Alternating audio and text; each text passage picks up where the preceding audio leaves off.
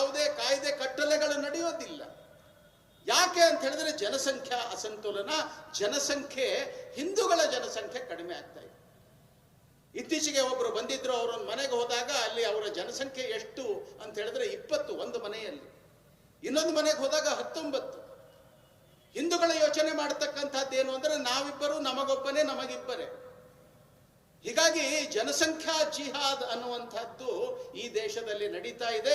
ಇದು ಸಹಿತ ಸಮಾಜದ ಸ್ವಾಸ್ಥ್ಯವನ್ನ ಬರುವಂತಹ ದಿನಗಳಲ್ಲಿ ಹಾಳು ಮಾಡುತ್ತೆ, ದೇಶದ ಸುರಕ್ಷತೆಗೆ ಇರತಕ್ಕಂತಹ ಸಮಸ್ಯೆ.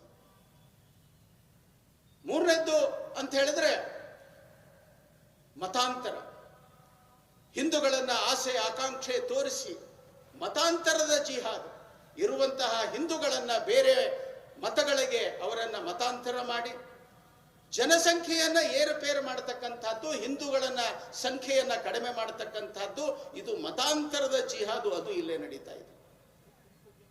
ಜಿಹಾದ್ ಇಲ್ಲಿಗೆ ಮುಗೀತಾ ಅಂತ ಹೇಳಿದ್ರೆ ಈ ಜಿಹಾದ್ ಮುಗಿಲಿಲ್ಲ, ಇನ್ನೊಂದು ಜಿಹಾದ್ ಇದೆ, ಅದಕ್ಕೆ ಘುಸ್ಪೇಟಿ ಜಿಹಾದ್ ಅಂತ ಹೇಳಿ ಕರೀತಾರೆ. ಘುಸ್ಪೇಟಿ ಜಿಹಾದ್ ಅಂತ ಹೇಳಿದ್ರೆ ಬಾಂಗ್ಲಾದೇಶ, ಇವತ್ತಿನ ಬಾಂಗ್ಲಾದೇಶ, ಅಲ್ಲಿಂದ ಅಸ್ಸಾಮು, ಅಲ್ಲಿಂದ ಪಶ್ಚಿಮ ಬಂಗಾಳ, ಅಲ್ಲಿಂದ ರಾಯಚೂರು, ಅಲ್ಲಿಂದ ಯಾದಗಿರಿ, ಅಲ್ಲಿಂದ ಬೆಂಗಳೂರು.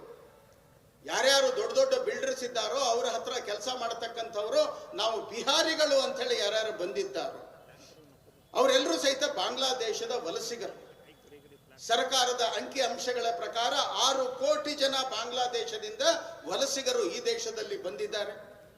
ಅವರಿಗೆ ಈ ದೇಶದಲ್ಲಿ ವೋಟರ್ ಕಾರ್ಡ್ ಇದೆ, ರೇಷನ್ ಕಾರ್ಡ್ ಇದೆ, ಸವಲತ್ತುಗಳನ್ನು ತಗೊಳ್ತಾ ಇದ್ದಾರೆ, ಗ್ರಾಮ ಪಂಚಾಯತಿ ಮೆಂಬರು, ಜಿಲ್ಲಾ ಪಂಚಾಯತಿ ಮೆಂಬರು ಆಗ್ತಾ ಇದ್ದಾರೆ. ಈ ರೀತಿ ಘುಸ್ಪೇಟ್ ಜಿಹಾದ್ ದೊಡ್ಡ ಪ್ರಮಾಣದಲ್ಲಿ ನಡೆದಿದೆ. ಇಲ್ಲಿಗೆ ಜಿಹಾದ್ ಮುಗಿಲಿಲ್ಲ. ಜಿಹಾದ್ ಮುಂದುವರೆದು ಯಾವುದು ಅಂತ ಹೇಳಿದ್ರೆ ವಕ್ಫ್ ಹೆಸರಿನಿಂದ ಲ್ಯಾಂಡ್ ಜಿಹಾದ್. ಭಾರತಕ್ಕೆ ಸ್ವಾತಂತ್ರ್ಯ ಸಿಕ್ಕಾಗ ವಕ್ಫಿನ ಒಟ್ಟು ಜಾಗ ಎಷ್ಟಿತ್ತು ಅಂತ ಹೇಳಿದ್ರೆ ಅದು 50,000 ಎಕರೆ. 50,000 ಎಕರೆ ಇದ್ದಂತಹ ಆ ವಕ್ಫಿನ ಲ್ಯಾಂಡು ಇವತ್ತು ಅದು 40 ಲಕ್ಷ ಎಕರೆ ಜಾಗ ಆಗಿದೆ. ಹೇಗಾಯ್ತು? ಯಾರು ಕೊಟ್ರು? ಯಾರೋ ಒಬ್ರು ಆ ಇಸ್ಲಾಮಿನಲ್ಲಿ ನಂಬಿಕೆ ಇರತಕ್ಕಂಥವ್ರು ದಾನ ಕೊಟ್ರ? ಯಾರ್ಯಾರು ದೊಡ್ಡ ದೊಡ್ಡವರು ಲೀಡರ್ಸ್ ಇದ್ದಾರೋ ಅವ್ರ್ಯಾರು ದಾನ ಕೊಡ್ಲಿಲ್ಲ. ಯಾರದೋ ಮಠದ ಆಸ್ತಿ, ಸರ್ಕಾರದ ಆಸ್ತಿ, ಅದನ್ನ ನಾವು ವಕ್ಫ್ ಕೆಳಗಡೆ ಬರ್ಕೊಂಡು ಅದನ್ನ ಆಸ್ತಿಯನ್ನ ದೊಡ್ಡದು ಮಾಡ್ತಾ ಮಾಡ್ತಾ ಮಾಡ್ತಾ ಹೋಗ್ತಾ ಇದ್ದಾರಲ್ಲ, ಇದಕ್ಕೆ ನಾವು ಕರಿತೀವಿ, ಇದಕ್ಕೆ ಲ್ಯಾಂಡ್ ಜಿಹಾದ್ ಅಂತ. ಜಿಹಾದ್ ಅನ್ನುವಂಥದ್ದು ಇಲ್ಲಿಗೆ ಮುಗೀತಾ ಅಂತ ಹೇಳಿದ್ರೆ ಮುಗಿಯಲಿಲ್ಲ. ಇನ್ನು ಜಿಹಾದಿನ ಮುಂದುವರಿದ ಭಾಗ ಅಂತ ಹೇಳಿದ್ರೆ ಡ್ರಗ್ ಜಿಹಾದ್.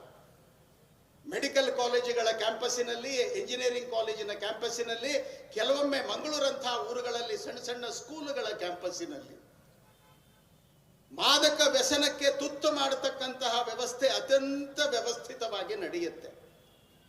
ಈ ದೇಶದ ಜನರ ಆರೋಗ್ಯ, ಈ ದೇಶದ ಜನರ ಗಂಡಸುತನ, ಅದನ್ನು ಸಹಿತ ಹಾಳು ಮಾಡಲಿಕ್ಕೆ ಒಂದು ಪ್ರಯತ್ನ ಯಾವುದು ಅಂತ ಹೇಳಿದ್ರೆ ಅದು ಡ್ರಗ್ ಜಿಹಾದ್. ಅದು ನಮ್ಮ ಮಧ್ಯದಲ್ಲಿಯೇ ಇದೆ ಸುರಕ್ಷೆಯ ದೃಷ್ಟಿಯಿಂದ.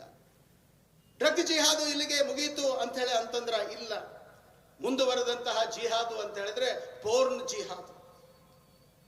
ನಾವು ಸೋಷಿಯಲ್ ಮೀಡಿಯಾ ಅಂತ ಹೇಳಿದ್ರೆ ಇವತ್ತು ಎಲ್ಲರ ಕೈಗೂ ಸ್ಮಾರ್ಟ್ ಫೋನ್ ಬಂದಿದೆ, ಟಿವಿ ಬಂದಿದೆ, ಯಾವುದನ್ನ ನೋಡಬಾರದು ಅಂತದ್ದು ಅನೇಕ ನಮಗೆ ಕಾಣುತ್ತೆ.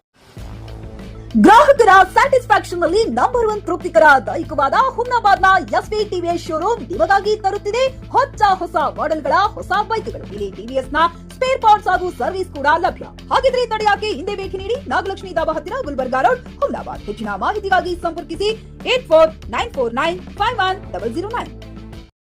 ಹುಮ್ನಾಬಾದ್ನಲ್ಲಿ ಇದು ಮೊದಲ ಬಾರಿಗೆ ಹೋಮ್ ಸರ್ವಿಸ್ ನೀಡುವ 24x7 ಕೆಲಸ ನಿರ್ವಹಿಸುವ ಹುಮ್ನಾಬಾದ್ ಡಯಾಗ್ನೋಸ್ಟಿಕ್ ಸೆಂಟರ್ ಪ್ರಾರಂಭ. ಇಲ್ಲಿ ರಕ್ತ ಪರೀಕ್ಷೆ, ಥೈರಾಯ್ಡ್ ಪರೀಕ್ಷೆ, ಶುಗರ್ ಸಂಬಂಧಿತ ಎಲ್ಲಾ ಪರೀಕ್ಷೆ, ಹೃದಯ ಸಂಬಂಧಿ ಪರೀಕ್ಷೆ, ಕ್ಯಾನ್ಸರ್ ಗಡ್ಡೆ ಪರೀಕ್ಷೆ ಅಲ್ಲದೆ ಎಲ್ಲಾ ತರಹದ ಪರೀಕ್ಷೆ ಮಾಡಲಾಗುತ್ತದೆ. ಹಿಂದೆ ಭೇಟಿ ನೀಡಿ, ಪೊಲೀಸ್ ಠಾಣೆ ಎದುರುಗಡೆ, ಪೂರ್ವಿಕಾ ಮೊಬೈಲ್ ಹಿಂದುಗಡೆ, ಹುಮ್ನಾಬಾದ್. ಹೆಚ್ಚಿನ ಮಾಹಿತಿಗಾಗಿ ಸಂಪರ್ಕಿಸಿ 9380510223 ಅಥವಾ 9353168820. ಹುಮ್ನಾಬಾದ್ನ ಶಿವಚಂದ್ರ ಕಾಲೋನಿ, ಗುಲ್ಬರ್ಗಾ ರೋಡ್ನಲ್ಲಿರುವ ಕಡಾಳಿ ಆಸ್ಪತ್ರೆಯಲ್ಲಿ ಉತ್ತಮ ಸೇವೆ ನೀಡಲಾಗುತ್ತಿದೆ. ಇಲ್ಲಿ ಗರ್ಭಿಣಿ ಹಾರೈಕೆ, ನಾರ್ಮಲ್ ಮತ್ತು ಸಿಸರಿಯನ್ ಹೆರಿಗೆ, ಗರ್ಭಕೋಶ ಸಂಬಂಧಿತ ಶಸ್ತ್ರಚಿಕಿತ್ಸೆ, ಬಂಜೇತನ ಮತ್ತು ಕ್ಯಾನ್ಸರ್ ಸ್ಕ್ರೀನಿಂಗ್, ಎಲ್ಬೋ ಕೀಲು ತಜ್ಞರು, ಆಕ್ಸಿಡೆಂಟ್, ಮೂಳೆ ಮುರಿತ, ಬೆನ್ನು ನೋವು ಸರ್ಜನ್ ತಜ್ಞರು, ಅಪೆಂಡಿಕ್ಸ್, ಅರ್ನಿಯಾ, ಹೈಡ್ರೋಸೆಲ್ ಚಿಕಿತ್ಸೆ ನೀಡಲು ವಿಶೇಷ ವೈದ್ಯರು ಲಭ್ಯ. ಎಂದೇ ಸಂಪರ್ಕಿಸಿ 8123213312.